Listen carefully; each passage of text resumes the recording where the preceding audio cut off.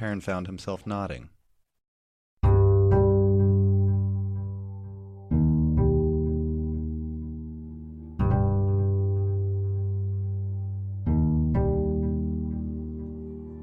This is the Wheel of Time Spoilers podcast. Your hosts are Seth Jacobson and Patrick Heiler.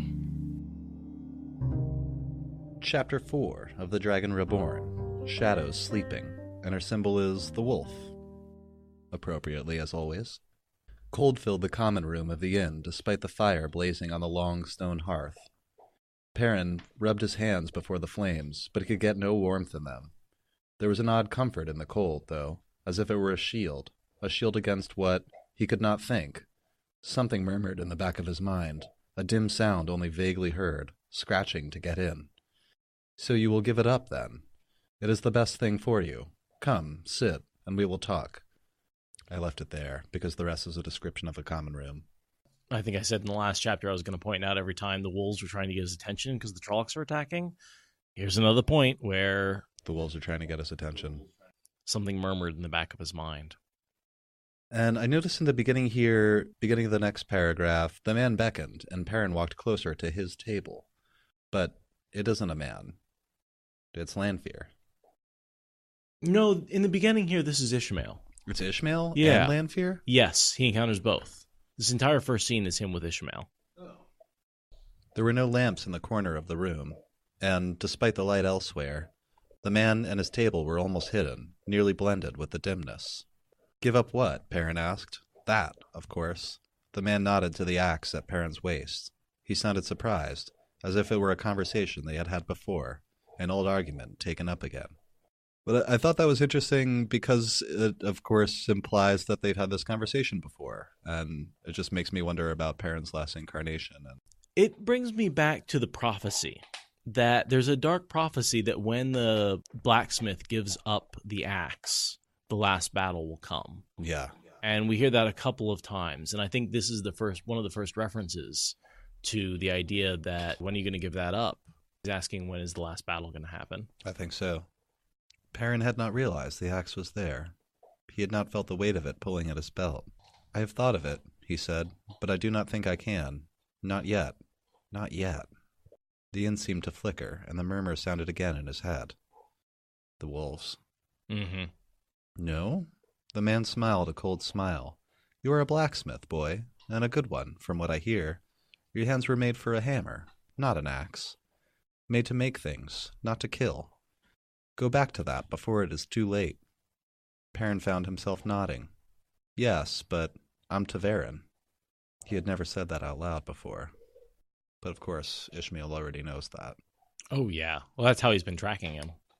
While I was reading this, it made me think that Ishmael wants to put this idea in Perrin's head to give up the axe before he's actually ready to. Possibly. Because we're not ready for the last battle. No. Not even close yet. But if Perrin, perhaps, if Perrin fulfilled that part of that prophecy now, it could begin a series of events that might throw the light into a battle they're not ready for yet. That makes a lot of sense. This is why he's trying to pressure him. Suspecting. I think there's definitely some motivation there. They're also trying to get him to drink this cup of liquid. Yeah. Because, and I wasn't really sure what that was. Because that appears to be the main goal of both Lanfear and Ishmael. And I assume it has something to do with either poisoning him or taking control of him.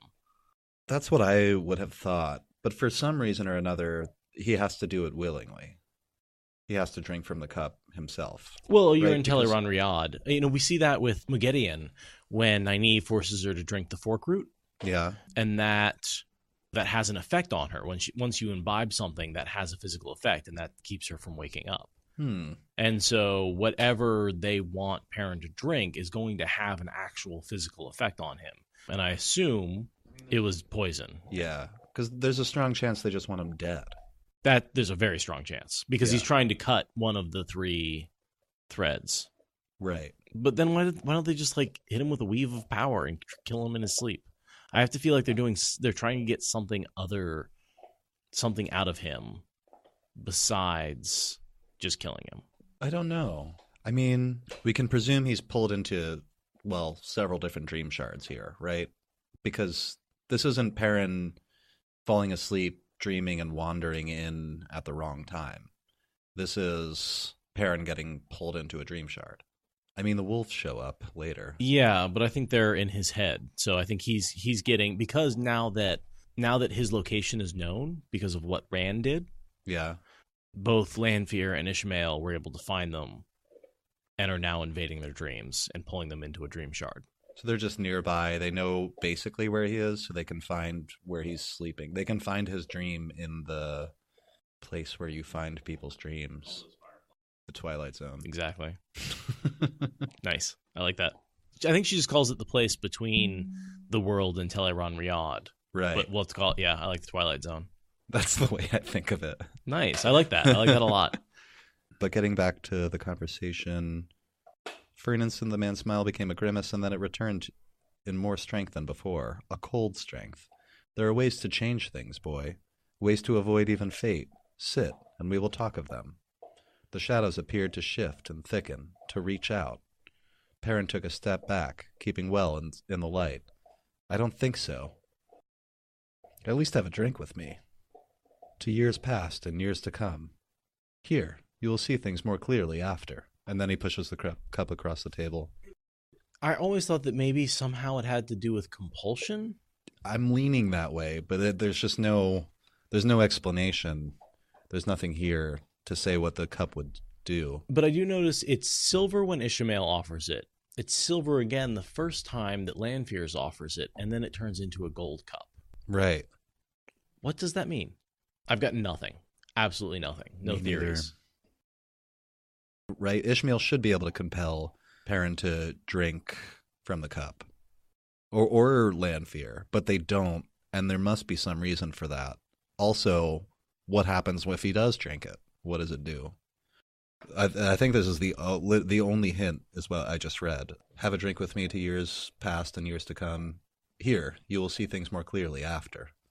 And they're clearly doing something to suppress his memory, because he's encountered Ishmael many times before, and you can see him struggling to remember. There was something about the man's eyes, something he thought he could remember if he tried hard enough. Right, he doesn't even remember his face, which he should. He should, because he's seen it. He's seen the eyes of flame. I feel like they're using that whole ability with the dream shard, or in the dream world, to sort of affect other people's minds and make them dumb. Yeah. And they're somehow making him forget. Of course, Perrin responds, no, I'm not thirsty. But I don't want anything to drink. The fireplace was rounded river stones. No, it's not. Skulls. Those are not stones. Those are the top of skulls. I didn't know where you were. I didn't catch that, but yeah. Because we know this is Ishmael's place, and we definitely see people later show up and overturn one of those quote-unquote stones, and it turns into a skull. It's just skulls everywhere. You will not have many chances, Ishmael said behind him in a hard voice. 3 threads woven together share one another's doom. When one is cut, all are. Fate can kill you, if it does not do worse. Does your book say Ishmael? No. Okay. I just... You sub that in. Yeah, I do that sometimes to create the context, if I'm just like reading a quote kind of out of context. Fair enough. And here I felt like Ishmael is kind of saying you can save yourself from your fate, like if you comply with me here. Basically he's saying the 3 threads are woven together, and if one of them is cut, they're all cut. So if any one of you dies, you're all going to die, and it will probably be worse than death. So why don't you just go home? And then the other 2 will die. Right, but you'll be okay. What he's implying, which isn't, entirely truthful, what he's implying is that, like, you can leave. You can walk away. Yeah, I can do a thing that will remove your Taveran nature, and you won't have to deal with this anymore, which I feel is probably basically swearing his soul to the Dark. And then the Dark One can say, oh yeah, sure, you can go home now. Which, of course, is not what would happen, but that's what he's implying. Do you think that it has something to do with the cup, that like drinking out of the cup would change his fate in some way and make him not tied with the other 2? Probably just make him dead. Yeah, you really think so? I don't know. I can't think of what else that would be. It could be something a little more subtle, like maybe it's a drink that would just make him sleep for a long time. We can presume possibly that Ishmael knows that the Trollocs are coming, and if Perrin doesn't wake up, that's a boon. Yeah. He just dies in his sleep. I'm shrugging. Yeah, man. And then here we see this sudden heat against his back, and that's Ishmael leaving. I assume he's opening up a gateway to the real world, because Perrin is very, very cold right now, because his real body is very, very cold. Yeah. And so in the dream world, he's cold, except when Ishmael opens a gateway to the real world and leaves. And there's warmth for some reason. I'm guessing it's a gateway to Shale Ghul, or perhaps the only other thing I could think is that maybe it's the flames of... Channels the true power. He channels the true power, and it's the flames from his eyes and mouth that are actually creating the heat. I feel like that's the most likely answer. I think that's a better answer. Yeah. Stormblessed makes a good point here that it seems like they really want him to take this cup in of his own free will. Yeah. And whatever he does has to be of his own free will. For some reason, they do. Because they could make him drink it, like we were saying before. Mm-hmm. But they don't. Only a dream, he thought, shivering from the cold. And with that, everything shifted. And so this is where he starts encountering Lanfear. And this a place we've seen before. It's this sort of shifting towers place that has been a meeting place of the Forsaken in the past. Mm-hmm. And it's the place where Ishmael was chasing Rand, and he was making all these like weird turns. It was like back in the eye of the world. Yeah. So we've definitely seen this sort of dreamscape a couple of times before. He stared into the mirror, a part of him not comprehending what he saw, another part accepting. A gilded helmet, worked like a lion's head, sat on his head as if it belonged there. Gold leaf covered his ornately hammered breastplate, and gold work embellished the plate and mail on his arms and legs. Only the axe at his side was plain. A voice, his own, whispered in his mind that he would take it over any other weapon. He carried it 1,000 times, in 100 battles. And so I see this as Lanfear projecting her image of what she wants Perrin to be onto him. The King of Andor. Yes. And that's what I see. And her servant, one who has used the axe to kill many, many of her enemies. Yeah. If you've seen Thor Ragnarok, there was that character of the queen and her like assistant with the axe that she gives him. Oh. Very, very similar relationship that I think of there. Valron, you're my only hope. Valron is typing. Scourge. Nice. Thank you. Carl Urban. Why are you looking for the image? I don't know. I just felt like it. Okay. It's just let myself get sidetracked. And so this is, I think, yeah, she's now approached all three of the boys and tried to convince them to take on Glory. Because she's definitely approached Rand. Hasn't she approached Matt and told him to blow the horn? Or is no, that's later in the tower after he's healed. Yeah. She approaches him. Yeah, yeah. So that's soon. We're just after this. Right.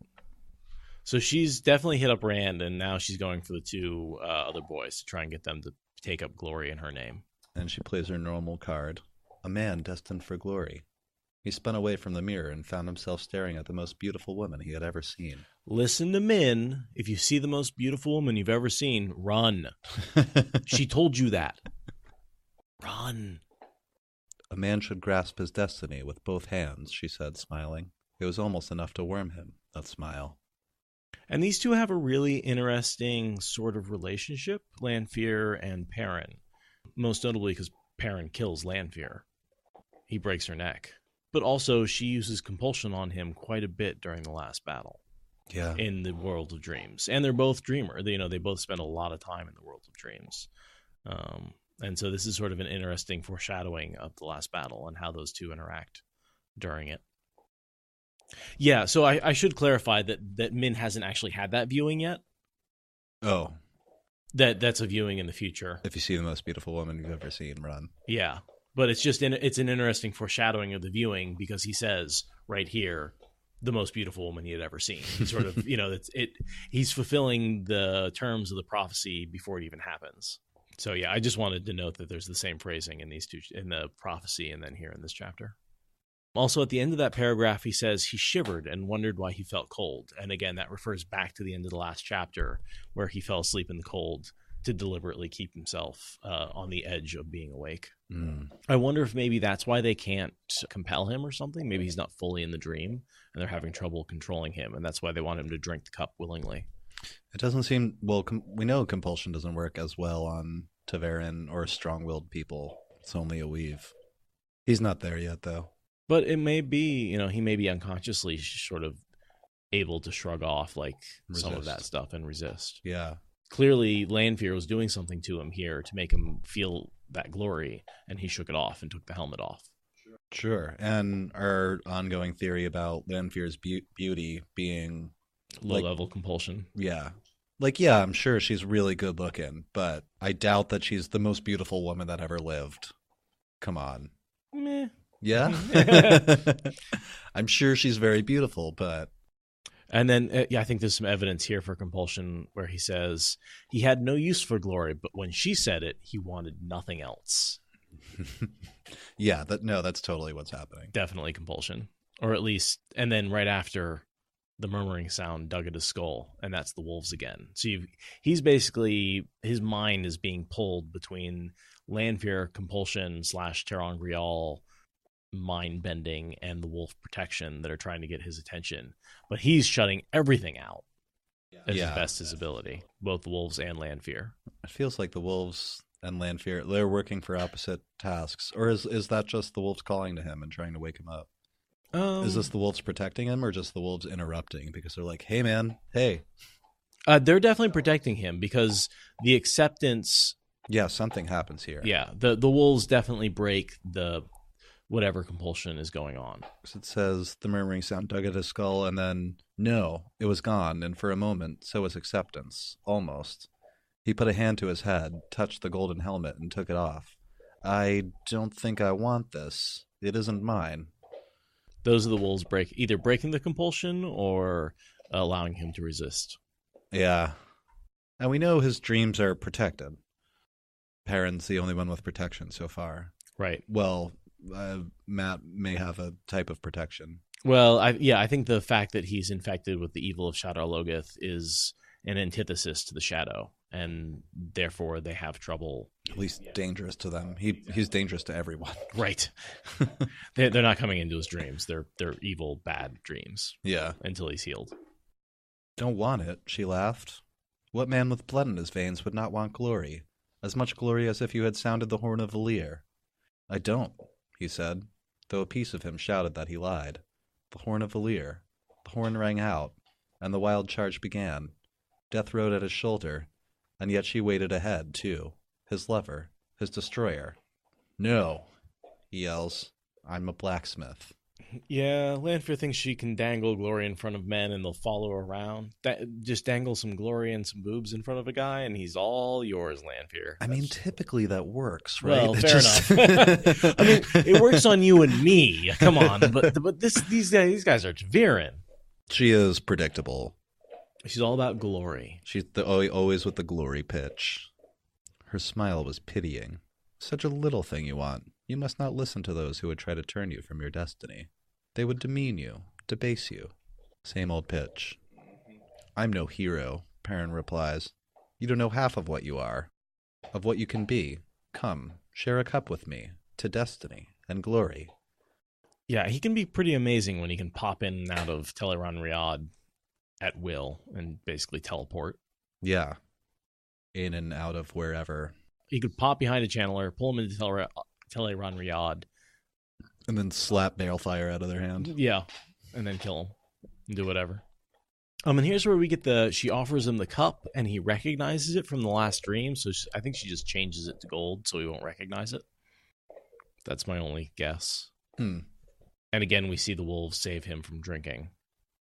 He's confused, and the cup changes from silver to gold, and he was like, wait, was it ever silver?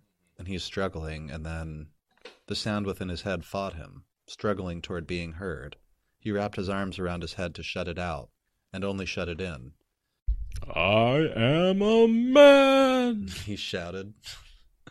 Darkness enfolded him, but her voice followed, whispering, the night is always there, and dreams always come to all men, especially you, my wildling, and I will always be in your dreams. Stillness. That's pretty creepy. Why does she leave? I think he's resisting. Yeah. He's pushing everything away. She sort of made her point. I guess she puts him in a new place. Also, maybe the attack has started. Oh, maybe. There's only like 4 pages left in this chapter.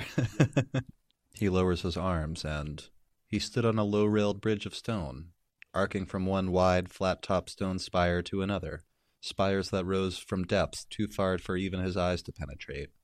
The light would have been dim to any other eyes, and yet he could not make out from where it came. It just was.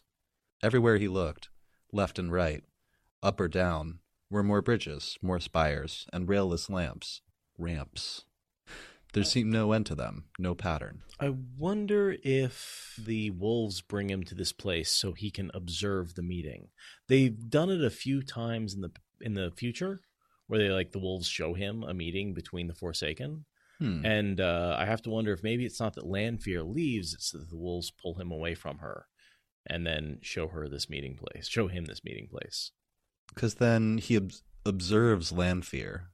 Suddenly from the corner of his eye he got a motion. A flash of light flickered on a distant ramp. A woman, he was sure. That's totally Lanfear. Spying on 3 Forsaken that meet one by one. 3 male Forsaken. Mm-hmm.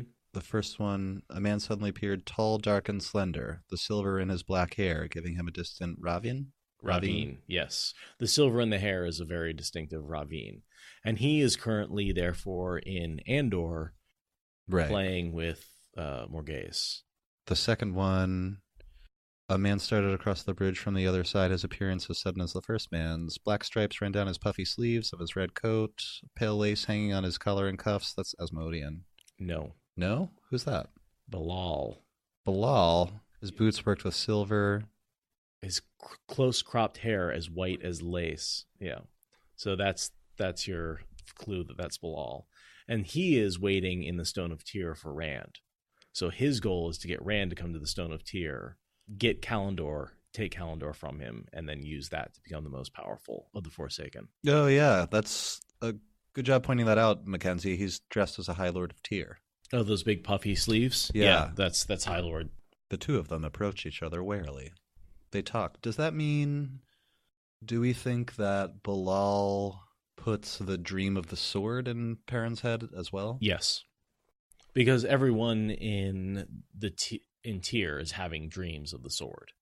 And so it's clear that I think that Bilal is projecting those out to try and get Rand to come and take it. Another man had joined the first two, and somehow, from somewhere, Perrin knew him with the vagueness of an old memory. A handsome man in his middle years, wearing nearly black velvet and white lace. An inn, Perrin thought, and something before that. And this is Ishmael again. Who appears to intimidate the others. The first 2 men stood side by side now, made uncomfortable allies by the presence of the newcomer. Well, yeah, he's crazy. And he has access to the true power way more than the other guys do. And more powerful and devious than anybody. Perrin thinks about his eyes again. His eyes? What's strange about his eyes? They're flame. And then they all start to argue. Yeah. So I think that there's a disagreement between the Forsaken, because I think Bilal and Ravine have this plan to basically get Kalendor. And Ishmael says, nope, he's already killed me twice. I'm going to take him down right here, right now. I'm attacking. And so I think they're having an argument about the attack on the camp, because I think the 2 Forsaken want to use Rand, whereas Ishmael wants to kill him. Yeah. Use Rand to get Kalendor. Exactly. And Bilal's totally using the, he's there, he sees it, he knows what it looks like, and he's projecting that image into Rand's head in order to get him to pursue it. Abruptly, the man in the dark velvets threw his arms wide, as if demanding an end to it, and an expanding ball of fire enveloped them, hid them, spreading out and out. I don't really know why he does that. It's just throwing a temper tantrum. Probably. I think. That's okay. Fair enough. He just burns away the bridge. Because it doesn't seem to hurt anyone. No. It just scares them. Perrin thinks he's about to be burned, but of course he isn't. And there's a wolf there as well. Do we think that's Hopper? I think it's Hopper. On the ramp above him and to the right, a shaggy gray wolf stood looking at him. And we see Hopper often described as a shaggy gray wolf. Yeah. So I don't see any reason why that wouldn't be Hopper. This is a dream, a nightmare. I want to wake up. He ran, and his vision blurred. The blur shifted. A buzzing filled his ears, then faded. As it went, the shimmering in his eyes steadied. So that's him traveling in the dream? Moving. Yeah. Yeah, traveling again. Again, he shivers with the cold because in the real world, his body is in the cold. Let's point that out again. Yeah. He was dimly aware of some shadowy memory of dreams preceding this. And it seems like his memories are still pretty fuzzy. You know, there's a lot of things like he can't really remember what's going on with Ishmael. He doesn't remember Hopper even though he's seen him before. There's definitely some memory issues going on with Perrin in this dream. Yeah. That may be more due to the importance of your sense of self in Teleran Riyadh, and he's just isn't trained yet and doesn't know what he's doing. Because he's not really entered the wolf dream. He's basically shut himself down from entry. He went in once and was like, nope, not doing that again. I don't think he's encountered Hopper in the wolf dream yet. I think that may have been the first time. Yeah. There have been other wolves. Mm-hmm. And there's definitely been a time where he's been at the forge and there was a wolf sitting at the hearth. Yeah. But I don't think he's realized until Hopper talks to him. I don't think he realizes that it is in fact Hopper guarding his dreams. Yeah. Until they actually get to know each other, it's hard to say. One of those wolves could have been Hopper before. In the earlier dreams where we see wolves protecting him. So Perrin travels into the Stone of Tyr. Do we think it's Hopper, the all of the wolves that Perrin sees, each one of those in all the different dreams, are they all Hopper or are they different wolves? I always thought it was Hopper. Yeah. Because Hopper died for him. Yeah, and there's, like you said, the one at the forge, and there's, I think, another one time he's sitting in Mistress Luhan's kitchen, mm-hmm. Yeah. And there's just a wolf laying on the floor, or something along those lines. I don't have any good evidence for it, but I don't see why headcanon it's Hopper. I'm moving forward with it. Yeah, it feels good. I like that it's Hopper each time. Yeah. And so he is in the heart of the Stone of Tyr. Huge columns of polished redstone surrounded the open space where he stood, beneath the dome ceiling 50 paces or more above his head. He and another man as big could not have encircled one of the columns with their arms. The floor was paved with great slabs of pale gray stone. And this becomes a pretty regular meeting place for people in Teleran Riyadh. Yeah. And then it becomes a pretty common meeting place for people to spy on other people meeting in Teleran Riyadh. Because centered beneath the dome was the reason why all those feet had come to this chamber. A sword, hanging hilt down in the air, apparently without support, seemingly where anyone could reach out and take it. It revolved slowly, as if some breath of air caught it. Yet it was not really a sword. It seemed made of glass, or perhaps crystal, blade and hilt and crossguard, catching such light as there was and shattering it into 1,000 glitters and flashes. And it's such an important artifact in this. I mean, it's the sword and the stone that Rand pulls to become king. And then it really becomes the tool that he uses to seal the Dark One away. That without Kalendor, he would not have been able to recreate the Dark One's prison. I think that's the first time we see it, too. We've heard of it, but amplify his ability to channel the true power and all that. And take control of Moradin. The flaw is so important to taking control of Moradin so he can control the flow of the true power. Without its flaw, it wouldn't be possible. Thank you, Age of Legend Aes Sedai. Whatever you did it right. Yeah, we don't really know how it was made, do we? No. It was made during the Age of Legends for the dragon. For the dragon. But yeah, it was made during the War of Power. So I think we've talked about how it was possible that either there may have been a Dark Friend who specifically who helped make it. Okay. And made the ability to channel the true power. Exactly. Or it may have come from being made from a tainted Sidene, and that sort of taint made a flaw in it. Oh, maybe. I always just thought of it as awesome foresight, and that Rand would need the true power in order to. Rand would need to use the Dark One's power against him And that's the other possibility, is that it was foretelling in the same way that the Eye of the World was a foretelling. Yeah. That possibly there was the side of good made it, and made it deliberately with the flaw and the ability to channel the true power, just so that Rand could use it in the last battle. That's the way I saw it, just as like it was meant to be that way. But I have nothing to back that up. So Sir Septon's saying we get a little tidbit about in Rand's vision of Ruidion, where it's on the table with the dragon banner. And so we know that basically the dragon banner, which ended up in the Eye of the World, and Kalendor, which ended up encased in the Stone of Tyr, these Aes Sedai are basically putting them in the same place at the same time. So my assumption there is that there is a prophecy.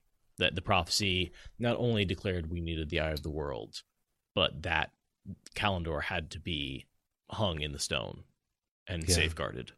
And that it was the same group of Aes Sedai who both created the Eye of the World and hung the sword that cannot be touched in the stone. The sword, the banner, and the horn. Yep. The important artifacts of the last battle. Perrin sees Kalendor, and he took a step back, suddenly frightened. That whisper had never come before. Oh, this is Kalendor whispering to him? Who wields me, wields destiny. Take me and begin the final journey. So it's probably Balal.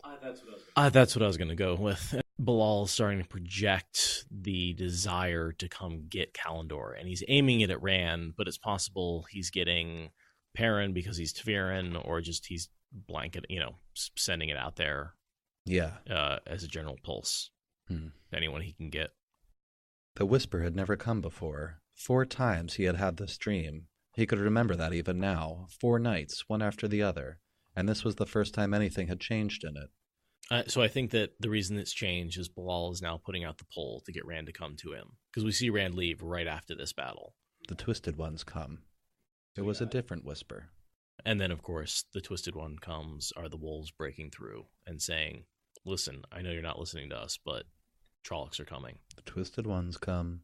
It was a different whisper, from a source he knew, and he jumped as if a Myrddraal had touched him. A wolf stood there among the columns, a mountain wolf, almost waist-high and shaggy white and gray.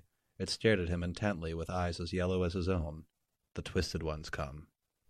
I saw this one as not Hopper, because it says it's a mountain wolf, and it describes it in a little bit different way than the description of Hopper. Now, they're both general kind of basic descriptions, but I like to think that this was a wolf near him now, where his body is. So we have Hopper on the one hand, this is what I'm thinking anyway, Hopper on the one hand guarding Perrin's dreams and like showing up at critical times, but this mountain wolf, almost waist high and shaggy white and gray, it says, shows up. Yeah, Mackenzie. Hopper is described as grizzled and scarred and pale gray. So I think this is a wolf that's nearby, that knows that Perrin is there and is trying to wake him up. Whereas Hopper may not be able to know because Hopper's dead. And Hopper lives in Teleran Riyadh. It's not in Watwikia, although, okay, Watwiki does say Hopper is a character in this chapter. I mean, that's probably all the information we ever get about this wolf. That one line of description. I like the idea that at least one of those wolves is just a local wolf who's trying to warn him. That he's seeing the Trollocs coming. No, Perrin rasped. No, I will not let you in. I will not. He clawed his way awake and sat up in his hut, shaking with fear and cold and anger. I will not, he whispered hoarsely. The Twisted Ones come. The thought was clear in his head, but the thought was not his own. The Twisted Ones come, brother. And this is a mountain wolf, and they're in the mountains. Yeah. That's really what clued me in. Yeah, good call. And that's the final line. So, do you think that first one, the gray one, was Hopper, though? Yes, I think the first one was Hopper, the one that, when he's watching the Forsaken, Lanfear, Ishmael, Balal, and Ravine all in the same room. I think Lanfear's spying on them, and Perrin's spying on her, spying on them. And I think Hopper is just there looking at him. And then also the continuity of the Twisted Ones come to, like, you hear that like 3 times, and then he wakes up, but it's still going. Yeah, and that's the local wolves. Yeah. Yeah. All right, I think that's it for that one. All right.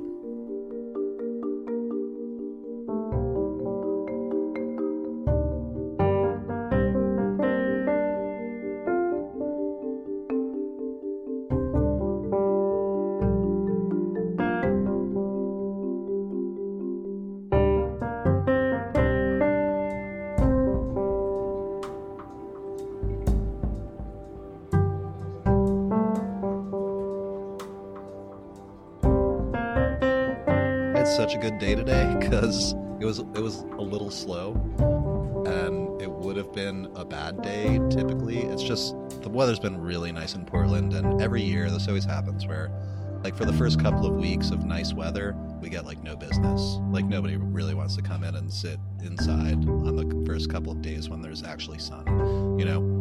But a bunch of people called out today, so I didn't have to pay very many people.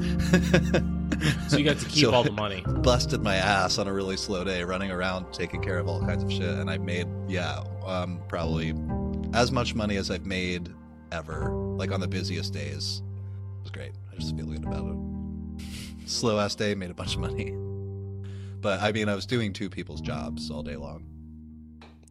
That's why you get paid twice the bucks. Yeah, literally, probably. Feel like I made out like a bandit.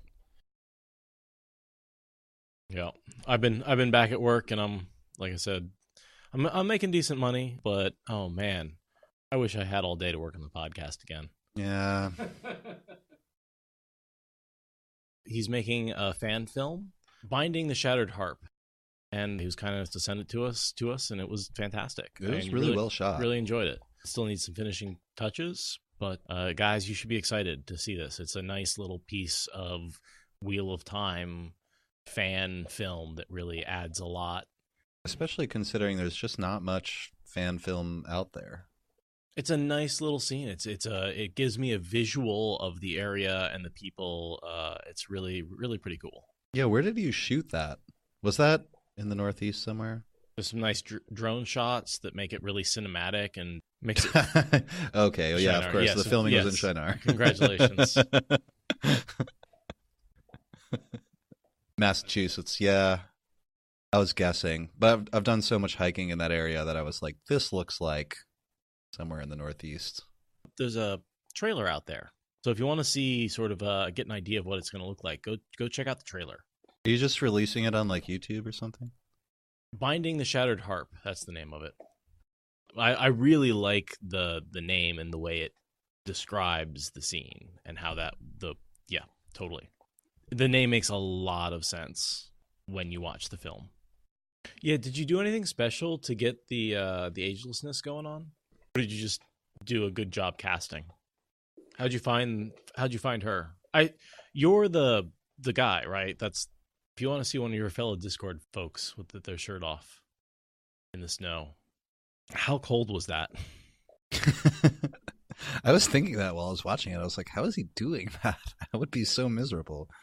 I just want to say a big thank you to all the patrons who've been supporting us over the last month, with Jordan Kahn in the middle. I haven't had a chance to really look at the list, but I just want to run through the names of everyone who's been pledging. Grace Chrysler pledged $5. Nicole Ryan picked an unorthodox pledge at $8.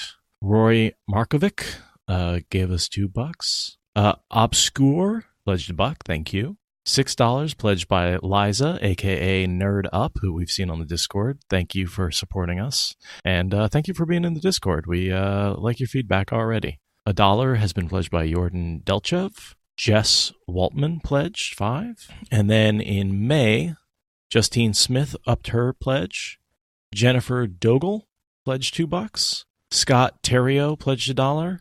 And Carly Ferguson has pledged. So thank you to everybody who's been supporting the podcast. We really do appreciate it. It's amazing what you guys do for us. So I just wanted to say thank you. Thank you for listening to the Wheel of Time Spoilers podcast. Rate us in the Apple Podcast app or support us on Patreon. Is that good enough?